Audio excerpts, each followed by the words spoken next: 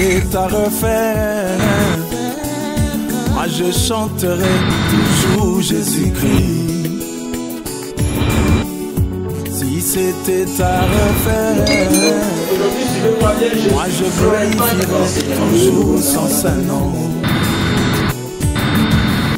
Si c'était à refaire, moi je célébrerai toujours Jésus-Christ. Matthieu, chapitre 11, verset 25.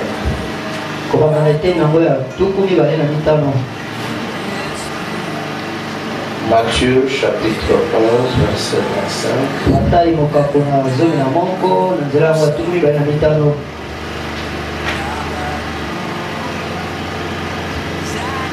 Nous lisons ceci. En ces temps-là, Jésus prit la parole et dit: Je te loue, Père, Seigneur du ciel et de la terre. Je sais que tu as caché ces choses aux sages et aux intelligents.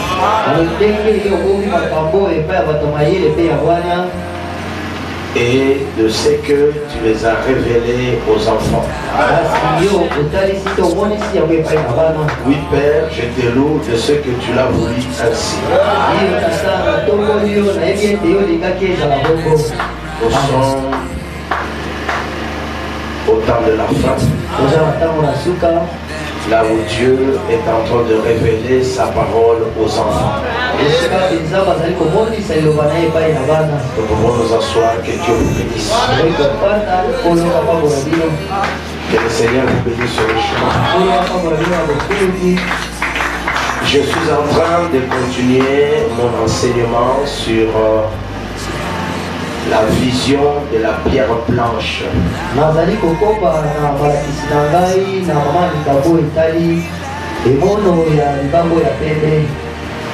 Je crois que nous avons travaillé le mercredi et le jeudi.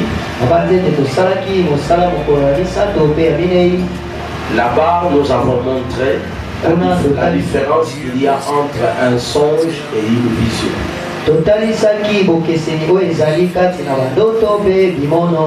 Amen.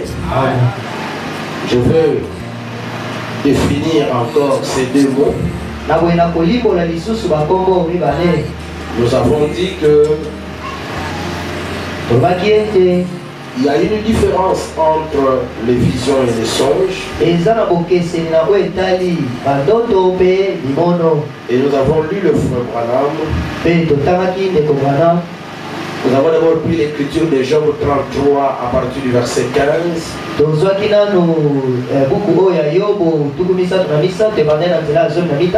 Là-bas, nous avons montré que Dieu parle tantôt par des songes, tantôt par des visions. Et nous avons dit que quand quelqu'un reçoit un songe, ça montre qu'il dort. Il est endormi. Et pendant qu'il est dans le sommeil,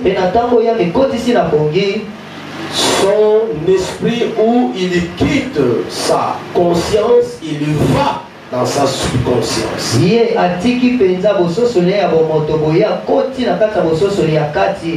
Là, dans la subconscience, pendant que tous les cinq sens ne fonctionnent plus, non? Il est maintenant dans une autre dimension. Il est en train de recevoir des révélations dans sa subconscience. C'est ça qu'on appelle un songe. Vous ne pouvez pas recevoir le songe pendant que vos cinq sens sont en train de vivre. Vous devez être en dehors de vos cinq sens. Nous avons donné l'exemple de Joseph qui avait reçu un songe la nuit. Nous avons montré comment Pharaon avait eu un songe la nuit. Nous avons montré que Jacob aussi avait eu un songe la nuit. Nous avons montré aussi que Daniel avait eu un songe. Nous avons montré que Branham aussi avait des songes. Et nous avons dit, le songe, les gens, tout le monde peut le recevoir. Quand il est devenu très spirituel. Quand il devient trop spirituel, alors Dieu lui ouvre cette possibilité. Mais nous avons aussi lu Ecclésiaste chapitre 5 verset 2. Là nous avons montré que quelqu'un peut aussi avoir des songes inutiles. Des songes qui viennent par des cauchemars. C'est-à-dire, le programme dit il a beaucoup mangé et la nuit il peut faire des cauchemars. Amen. Ça vient à partir de beaucoup manger, beaucoup penser. Des choses qui ont beaucoup préoccupé votre esprit peuvent aussi devenir un songe la nuit.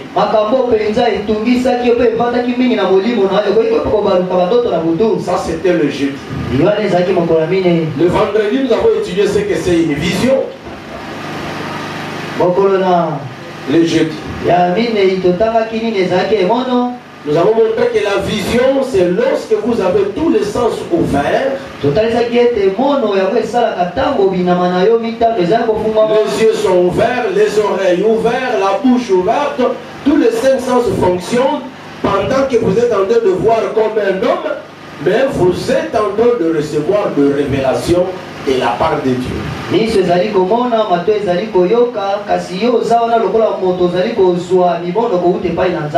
Et nous avons montré que Dieu peut le faire. Et plus tard nous avons montré que c'est le domaine particulier des prophètes.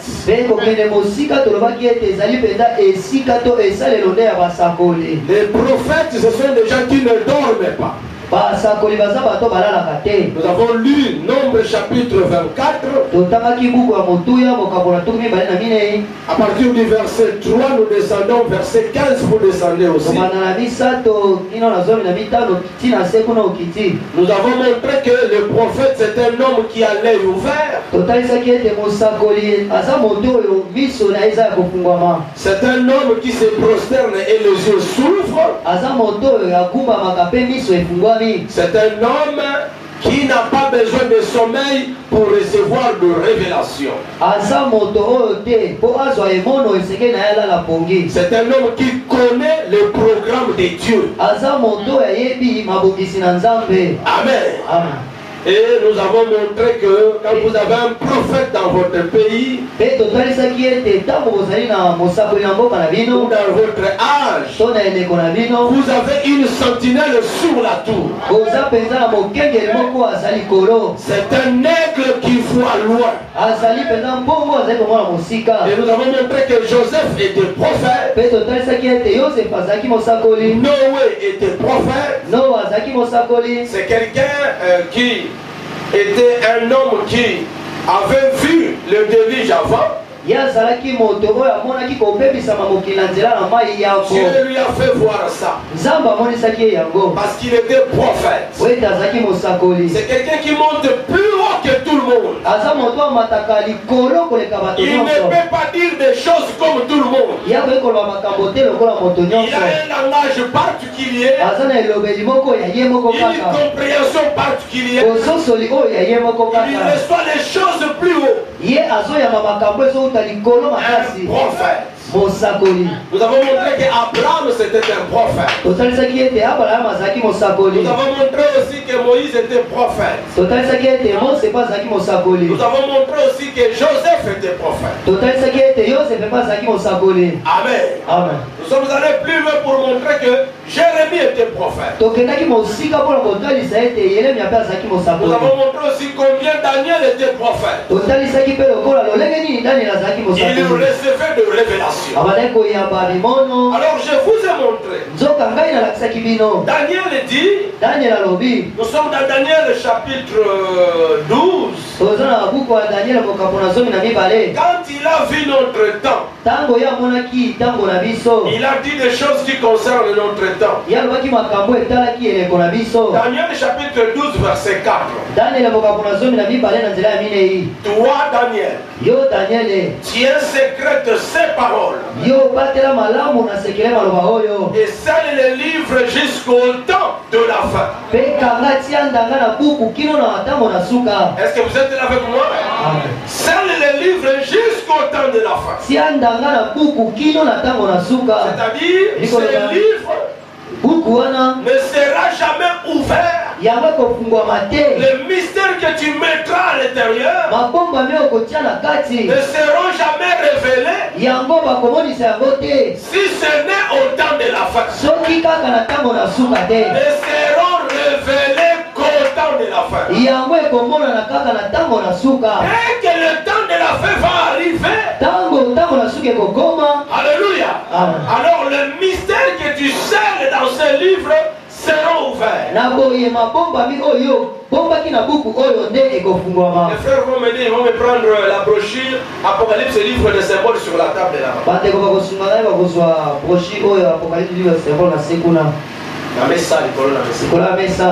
Amen. Donc il y a des choses cachées dans le livre qui ne concernaient que le temps de la fin. J'entends un amen. Et ce sont des choses dont la Bible dit, lorsqu'ils seront ouvertes, où ils seront révélés, plusieurs alors les liront et la connaissance augmentera. J'attends un amen. Ce sont des choses qui vont augmenter la connaissance à ceux qui les liront. Encore. Verset 9. Verset 8. J'ai entendu mais je ne compris pas. Et j'ai dit, mon Seigneur, quelle sera l'issue de ces choses? L'issue souka. Ça sera comment? Il répondit, va Daniel, car ces paroles seront tenues secrètes. Amen. Ces paroles seront tenues secrètes et scellées jusqu'au temps de la fin. Amen.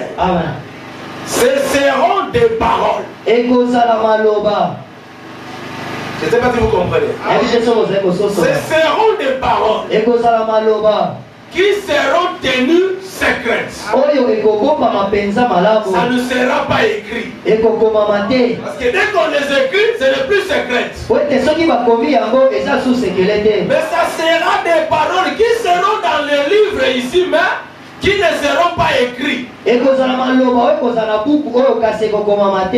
Ça sera des paroles tenues secrètes dans le livre. Amen. Jusqu'au temps de la fin. Plusieurs les liront et la connaissance augmentera. Mais ça ne sera pas seulement pour augmenter la connaissance.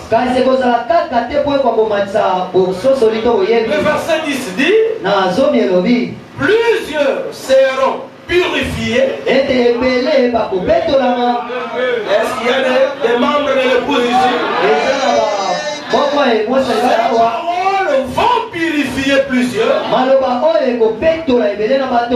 blanchir plusieurs, éprouver plusieurs.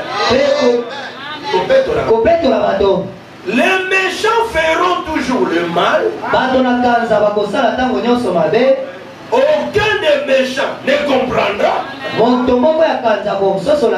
Alléluia. Amen. Ne l'écris pas. Donc, Branham me dit, l'écriture de Daniel 12 concerne le 7 tonnerres. Ce qu'on avait dit à Daniel de ne pas écrire, mais de sceller.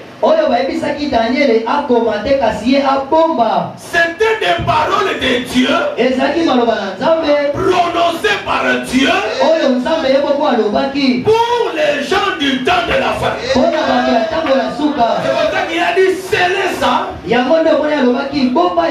n'a pas dit effacer. Alléluia. Retenez bien, il n'a pas dit effacer ça. Il a dit garde ça mais scellé.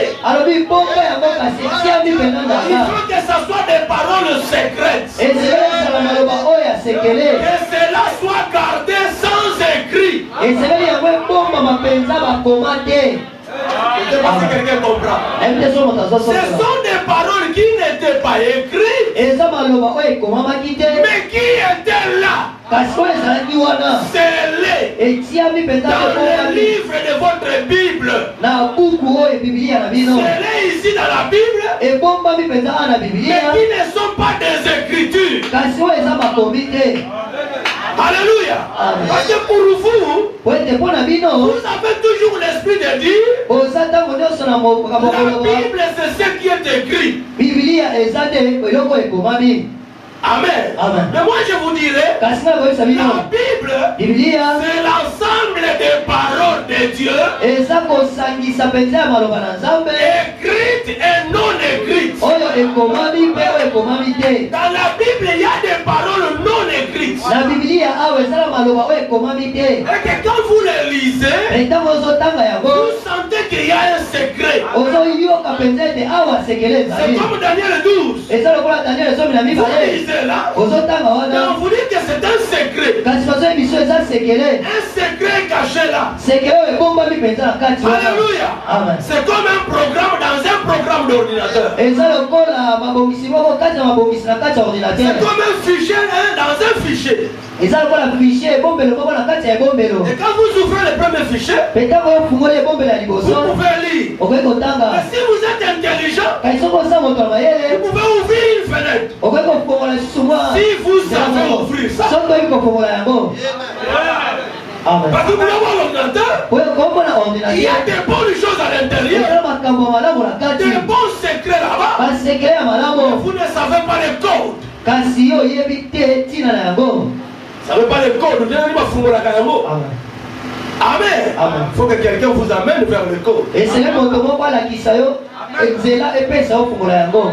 Amen. Amen.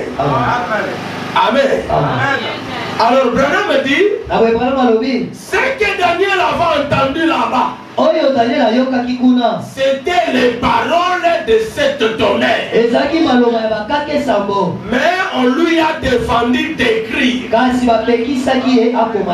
Est-ce que j'avance bien? Branham me dit, ne l'écris pas.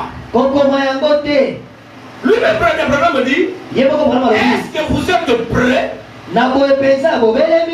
que nous puissions entrer dans ceci? La Katia Likamboyo.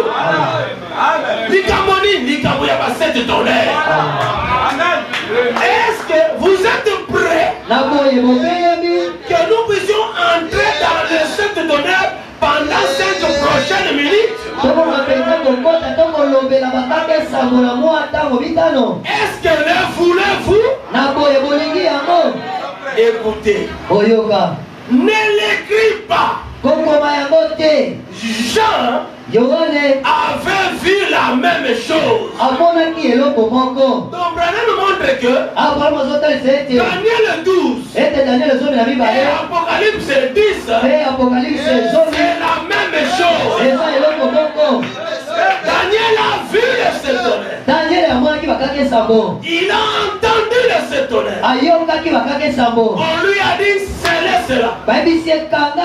Ne l'écris pas. J'insiste. On n'a pas dit effacer ça. dans un seau. Ne l'effacez pas, mais gardez. Ne gardez pas en dehors. Gardez ça dans le livre. Plusieurs les liront. La connaissance augmentera. Jean vient.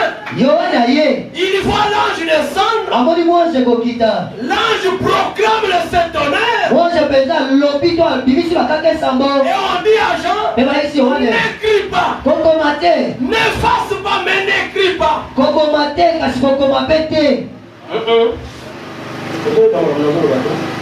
N'efface pas cela.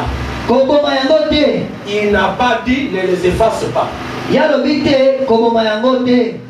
Alobaki te baboma yango. Amen. Alobi koboma yango te. Est-ce que vous êtes là? Mais c'est cela. C'est-à-dire garde ça dans le livre. Alléluia. Maintenant, ici l'ange, au lieu de dire à Jean, plusieurs les liront et la connaissance augmentera. Mais à la place de dire plusieurs les liront, alléluia. Au lieu de lui dire plusieurs les liront, parce que Branham dit Daniel 12 et Apocalypse 10, c'est la même chose. Celui qui refuse le Saint-Tonnerre doit refuser Daniel 12. Si il accepte Daniel 12, tu rejettes le Saint-Tonnerre, tu as un démon. Tu ne peux pas briser une écriture et accepter l'autre. Il y a des écritures qui se rassemblent.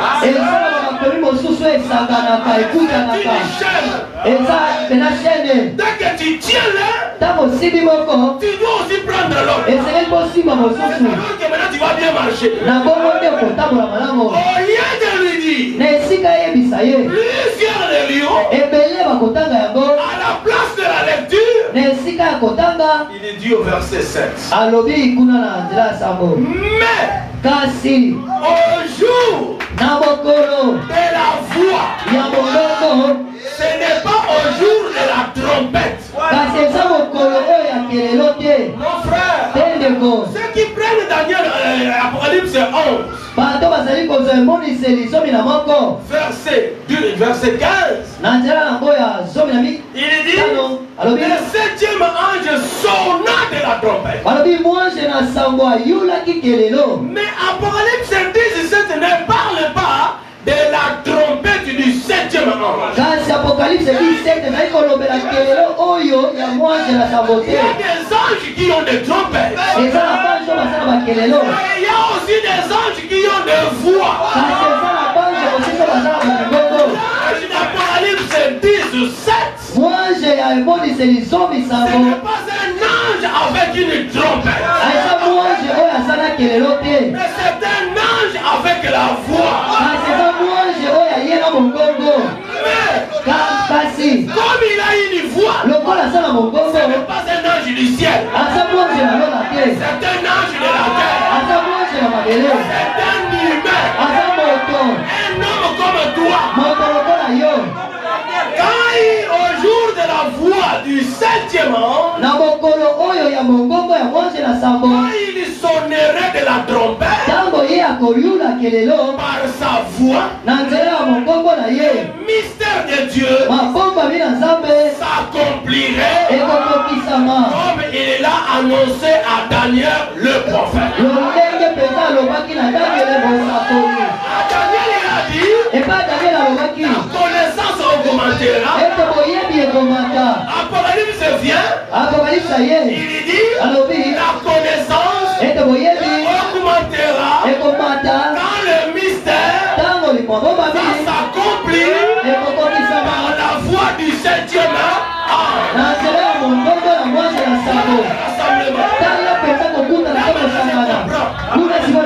La connaissance, il ne faut pas trouver ça n'importe où. trouver ça là où il y a le 7e ange. Le 7e ange. Apocalypse 3. Le 7e ange. C'est Apocalypse 3, 14 qui dit ça. Écrit en l'ange de l'église de Laodicée. C'est lui le 7e ange.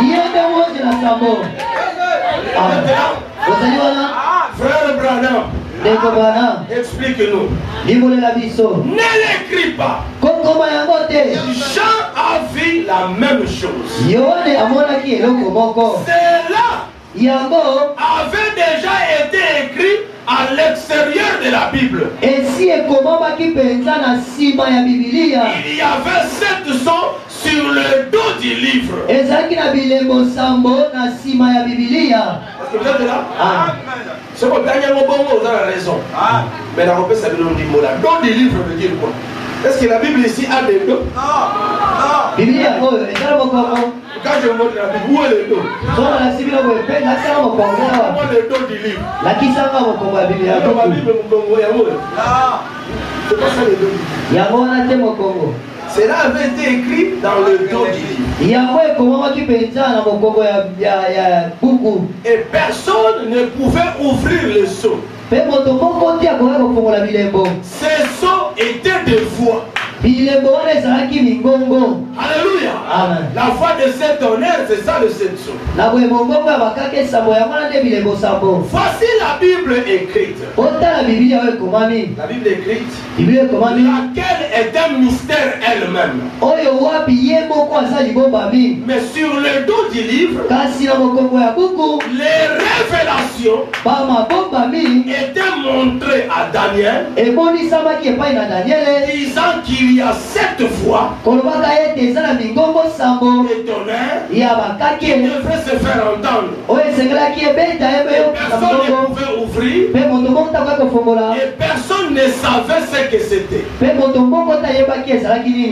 la Bible dit, cela a été dit à Daniel, cela a été dit aussi à Jean, que dans les derniers jours, les 7 voix de cet honneur seraient connues par la véritable église. Est-ce que vous les saisissez? Pouvez-vous voir maintenant le faux et la contrefaçon? Ils font de tout leur mieux. Ils font leur mieux pour tenir éloigné.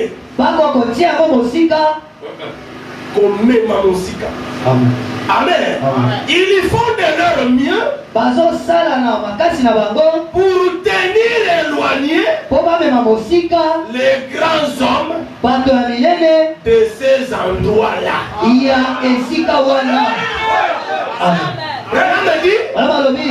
Comment les faux et la contrefaçon, voilà, ils font de leur mieux pour tenir éloigné l'épouse des endroits comme ces endroits-là. Les endroits de cette tonnerre. Les faux font tout pour éloigner les gens de ces endroits-là. Quand quelqu'un ne croit pas la révélation de cette tonnerre, c'est pas moi qui dis qu'il est faux. Branham dit qu'il est faux. Il est contrefaçon. Contrefaçon, mon mécoli, un imitateur. Amen.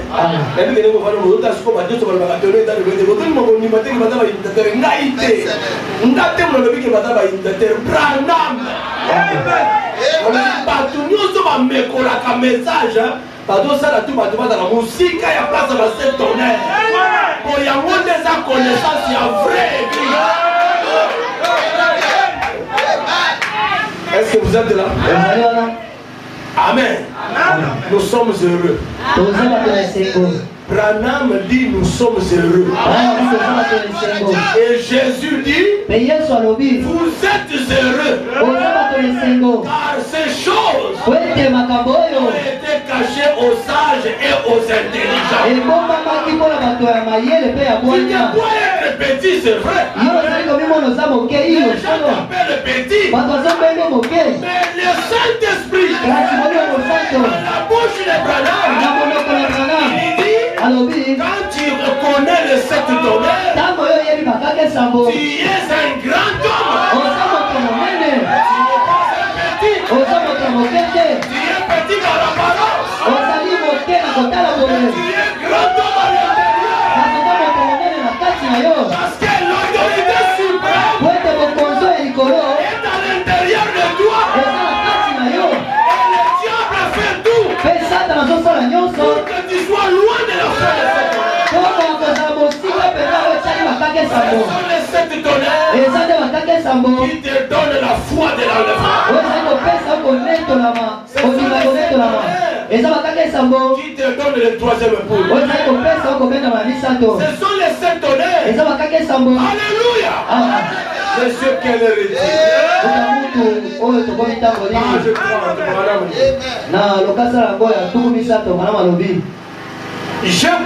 que je crois.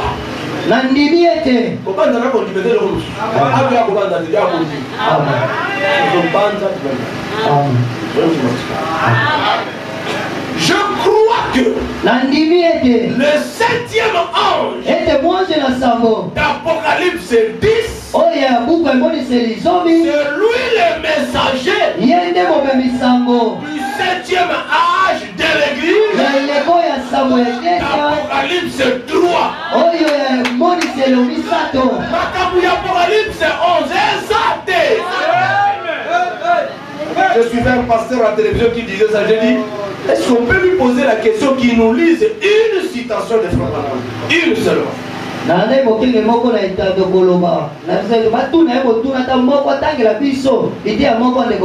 nous montre que le septième ange d'Apocalypse 10, c'est le septième ange d'Apocalypse 11.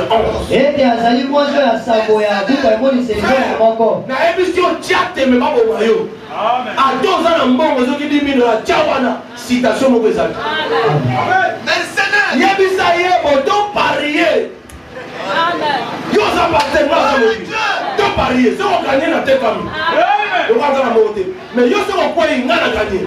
Tangela la citation moko. Akobunda na munoko okomona ya kotiza. Akotiza mona ndaye. Azate la citation. Mais moi, je suis Amen. Nazaka kana dite ya moko kaka. Te natanga moko pona temps. Natangi moko pona tango. Sona lina ba samususu.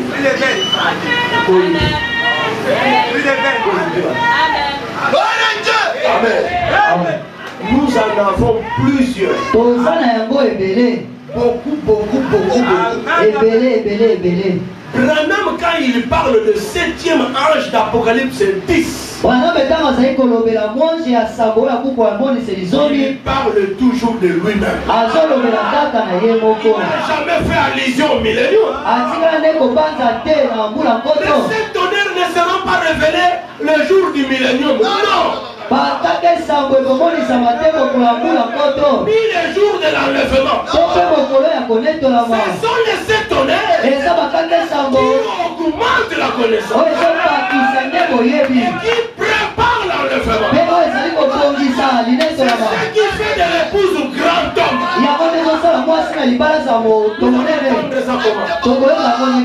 Nous avons la chose. Amen. Amen. Écoutez. Le 7 tonnerre. La fête des trompettes. J'ai dit. Branham dit. Paragraphe 200. Le message du 7e ange. Amen. C'est quoi? Appeler le gens, l'épouse, à sortir des traditions pour se tourner vers la véritable expiation. La parole. Christ personnifié dans sa parole. Faites chair parmi vous. Christ personnifié dans sa parole. La parole introduit une chair humaine. Voilà le message de cette donnée.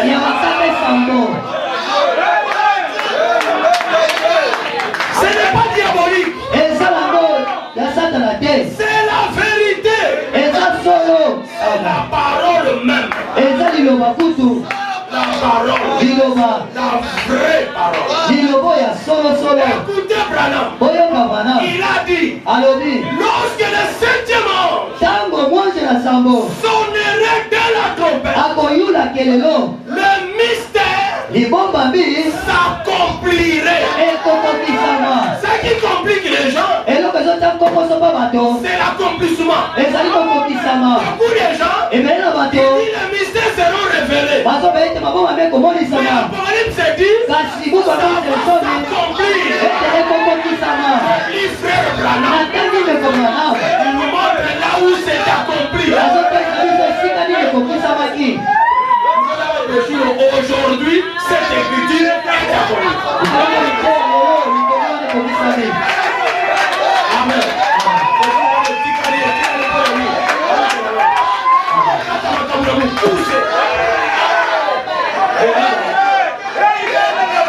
Quelle est cette attraction sur la montagne? Paragraphe 148. Est-ce que vous êtes là? Est-ce que vous êtes là? Amen. Qu'est-ce qui est arrivé sur la montagne de San Osiris? Alléluia. La montagne du soleil couchant en Amérique, à Tucson.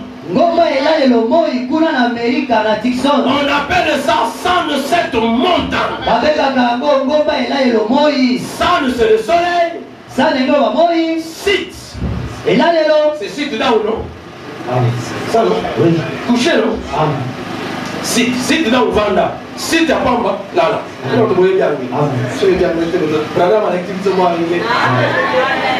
Montagne, c'est montagne. San, c'est montagne. Voilà, bien compris.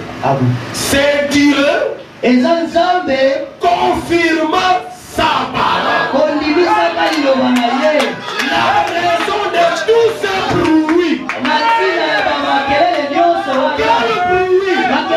Le bruit de cette tonnerre. Remarquez, c'est Dieu confirmant de nouveau sa parole. Promis dans Apocalypse 10.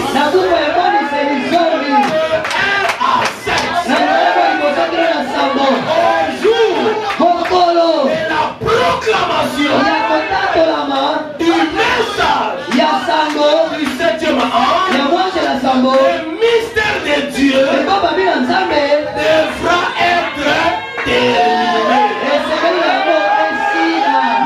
mystère caché dans Apocalypse 10 et à 7, le dernier message au dernier âge de l'église, c'est exactement cela, accomplissant Luc 18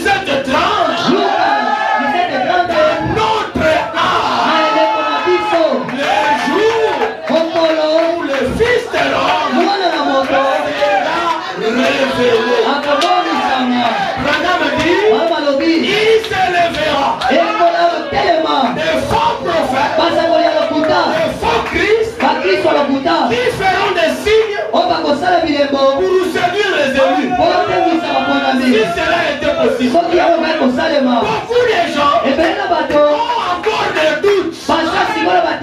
C'est comme ça l'habitude des gens. Ils sont de temps en temps embarrassés. Alléluia. De temps en temps embarrassés. De temps en temps troublés. Est-ce que ce n'est pas révélé? Toi tu dis la nuée est descendue. On te demande cette nuée c'est quelle écriture? On prend même dans la Tixon, quelle écriture? Parce qu'un prophète c'est quelqu'un qui interprète la parole dans sa propre vie. La parole est tirée.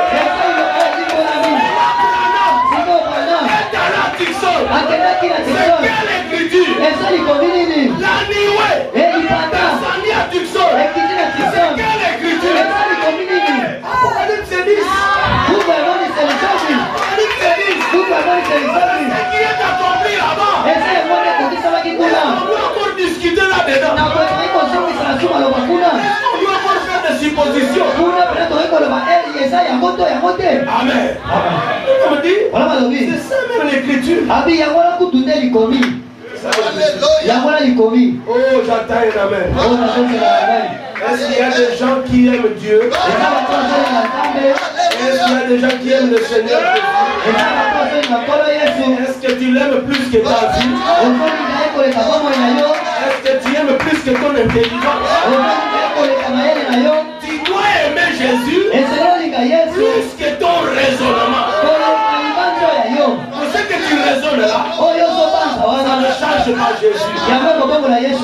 Jésus reste la parole. Il est la parole révélée. J'attends un amen. J'attends un frère amen. J'attends un gros amen. Encore un gros amen. Amen. Notre Dieu est réel. Aujourd'hui, cette écriture est accomplie. Prêché le 25 janvier 65. Et terminé le 25 janvier 1965. Branham dit, paragraphe 45. Vous voyez? Non, je vais aller seulement rapidement. Pour passer vite. Branham dit, Daniel 12, Apocalypse 10, Luc 17:30 sont collés ensemble.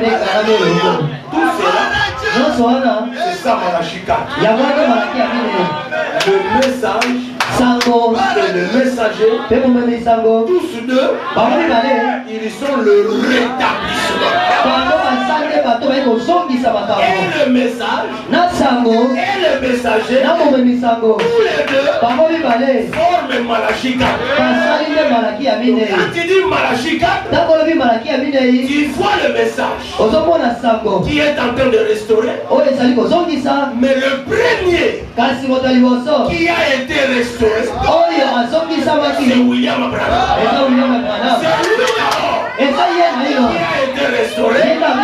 Il était moins fidèle et prudent. Qu'il est. Des choses qu'on te prêche. C'est que lui-même a vécu.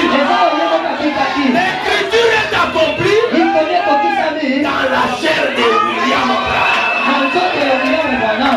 Comme cela a été accompli à Moïse. L'écriture du libérateur. Moïse. Et cette écriture, ils étaient un. Est-ce que vous êtes là? Moïse. Et cette écriture-là, ils étaient un. Et même que toi, et la parole que tu lis, vous êtes des lettres écrites. Pour vous, ça va. Je dis ça, vous êtes d'accord. Tu es la parole. L'épouse parole. La première épouse.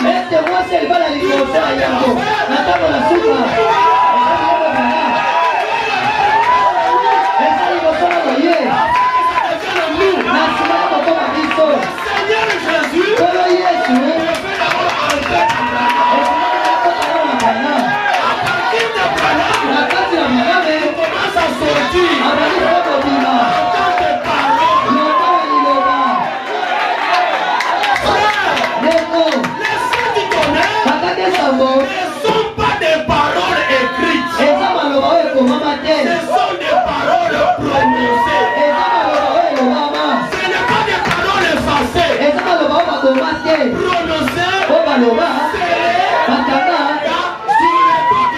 na Mokomo Abuku, Madame, dis-moi un peu. Yabisangana, Le dos du livre, c'est quoi? Mokomo Abuku, Zanini, Est-ce que la Bible na Boe Biblia, a un dos? Esa Mokomo, La Bible est ici. Biblia Elle a Oyo, un dos. Esa Mokomo, La Bible n'a pas de dos. Biblia Esa Mokomo te, La Bible, c'est l'éternité. Biblia Esa, L'éternité a un dos. na Biblia Esa Mokomo, La nourriture spirituelle. Biblia ya Molimo, na Tambo Ebongi, Nourriture spirituelle. Biblia ya Molimo, Tant qu'on verra.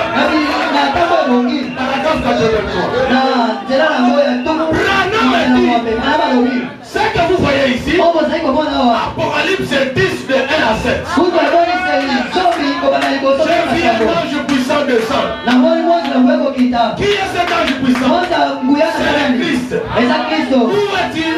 aza wapi, Dans la photographie. yeyo na elilingi, Amen.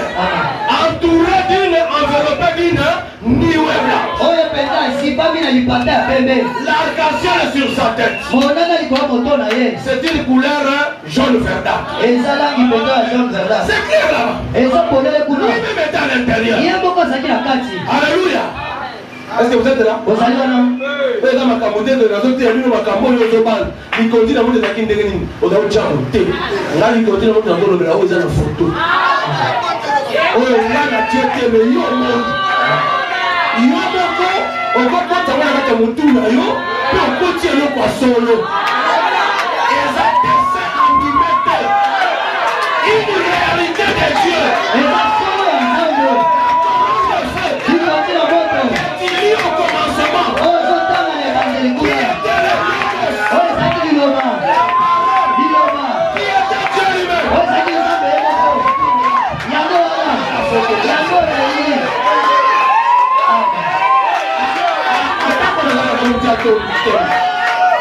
ata naza kutu ya tembe nata unamoni naotaka te anekomikipe soki na namoni te nakotya te siko namoni ata toma alobaki comme jésus yango namoni, comme jésus yango namoni, ozali nkolo mpe nzambe na ngai, écoutez oyoka, frère Branham ndeko Branham, écoutez frère Branham oyoka ndeko Branham, ne m'écoutez pas mais écoutez frère oyoka yake na soka ndeko Branham, un homme qui connaît les programmes de Dieu moto mpenza wayebi lwango na nzambe, le prophète mosakoli, qui a l'œil ouvert oyo aza na liso ya kofungama, à qui Dieu parle par des visions et des sons oyo wapi nzambe alobelaka na mimono mpe bandoto, et Dieu ajoute mpe nzambe abakisi, à qui je donne une représentation de Dieu oyo epai wapi nazali kopesa kotalisa bakomonisa na le nzambe, prophète voit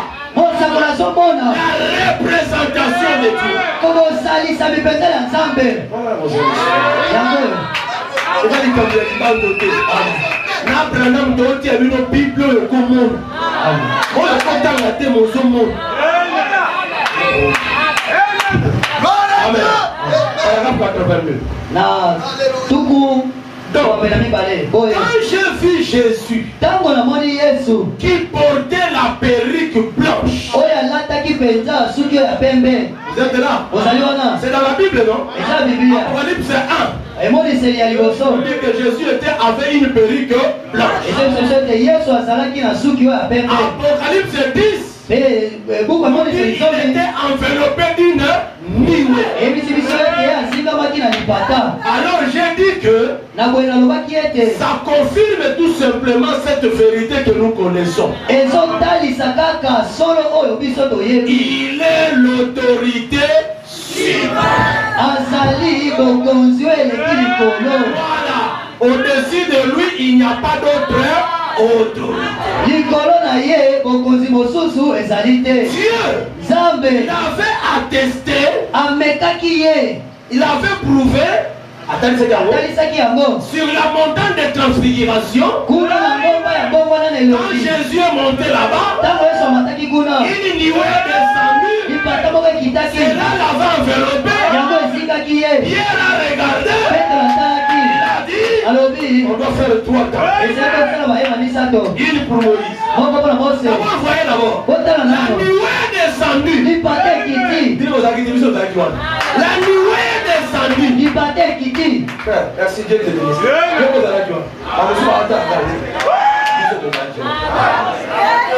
Amen. La nuée descendue. Elle a enveloppé Jésus. Pierre regardait. Il voit Jésus se décomposer. De ce côté, Moïse est sorti. De l'autre côté, Élie est sorti. Lui-même Jésus à l'intérieur. La Bible dit, il s'entretenait. En train de s'entretenir dans cette nuée blanche. Dans cette réunion de la nuée blanche. Ils ont regardé Jésus. Ils ont dit Seigneur, on te construit 3 temps. Une pour Moïse, une pour Élie, une pour toi. Qui a fait dire à Pierre? Celui-là c'est Moïse.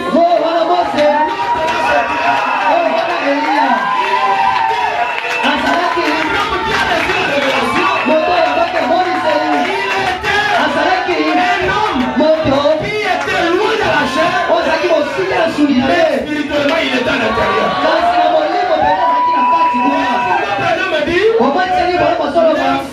Et les contrefaçons, ils font tout leur mieux pour éloigner les gens de cette tonnerre. Ils veulent vous éloigner. Parce que tu foules le sol sacré. C'est là où le diable, quand il arrive, quelle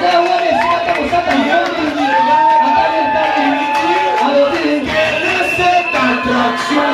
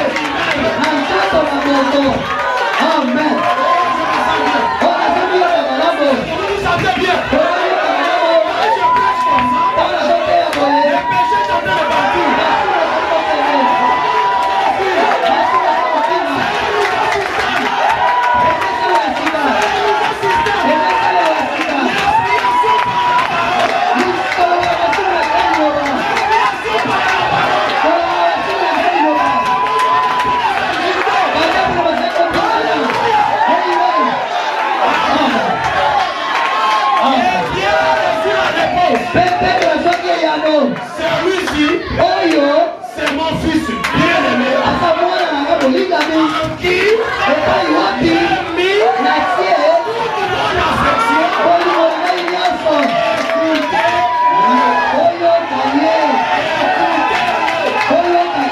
C'est la parole infaillible.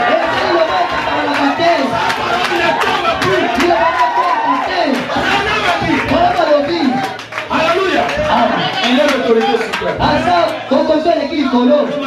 Au commencement de cette saut, quand les 7 anges sont descendus en forme de pyramide, ils se sont tenus là et ils m'ont dit de revenir pour parler de cette saut. Ils seront avec moi. Il me montrera de quoi il s'agissait. Les choses qui avaient été perdues. J'avais toujours pensé que les 7 tonnerres étaient scellés sur le dos du livre. Les 7 sont nos parents parlent. Ce qui est sur le dos du livre. Et tout le monde sait que sur le dos du livre, c'est là où se trouvent les 7 tonnerres. Il a dit, c'était scellé au dos du livre. Alors, c'était quelque chose qui n'était pas écrit dans le livre. C'était quelque chose qui n'était pas écrit dans le livre. Mais il s'est avéré que ce qui a été divulgué là, là-bas à Tucson, c'est ce qu'il ne peut pas faire ça. Ce n'est pas quelque chose qui est écrit dans le livre. C'est quelque chose qui a été caché dans le livre. Si le nom du livre veut dire, pas ici, pas là-bas, mais toujours à l'intérieur, mais des paroles prononcées qui n'étaient pas écrites. C'est caché dans le livre. Se trouve dans votre Bible. À l'intérieur. Mais il fallait un prophète pour vous lire ça. Il vous dit, voici le seul tonnerre. Voici le seul tonnerre. Quand tu lis l'écriture, tu dis Daniel, on lui a dit, ou bien Adam et Ève avaient mangé une pomme. Amen. Madame vient, il dit, il y a quelque chose qui est caché là. Ce qui est caché là, c'est ça le Saint-Tonnerre. Quand tu vas lire, tu dis je ne vois rien. C'est pourquoi j'ai toujours dit aux gens qui disent que les tonnerres ne sont pas révélés. Ils ne savent pas qu'ils sont en train de manger les tonnerres sans le savoir.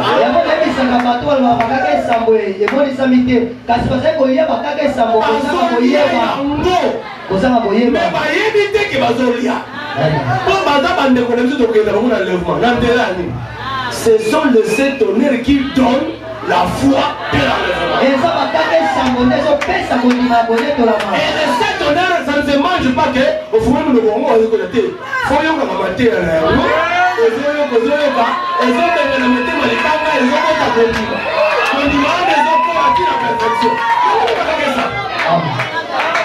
Des paroles prononcées que Branham a reçues là-bas sur la montagne, et il est en train de vous prêcher ça. C'est la nourriture spirituelle au temple.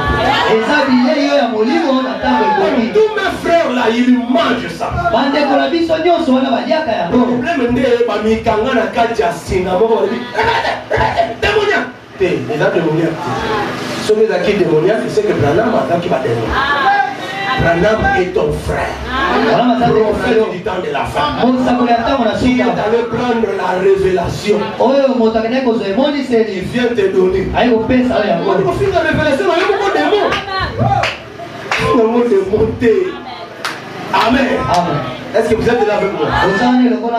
Tout ça c'était l'introduction. Maintenant, je prêche sur la vision de la pierre blanche. Est-ce que vous êtes là avec moi? Bible tabernacle, vous êtes là? Amen. Amen. Vous êtes là? Avec moi? J'ai dit, monsieur, quel héritier? Ah Dieu, aide cette Bible tabernacle. Quand ils comprendront ça, on ne va plus crier sur les péchés. On ne va plus crier, on ne va pas perdre les temps. Le péché va partir lui-même.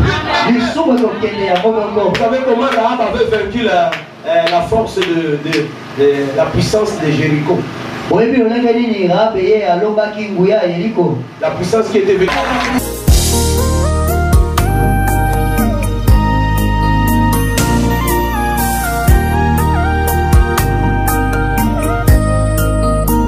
Molimo na ngai ebongama kasi nzoto ekokoka te mpona bolembu sunganga Yawe kosalela yo na kosenga lisungi na yo Mote satana monguna nanga yatiki ngai te.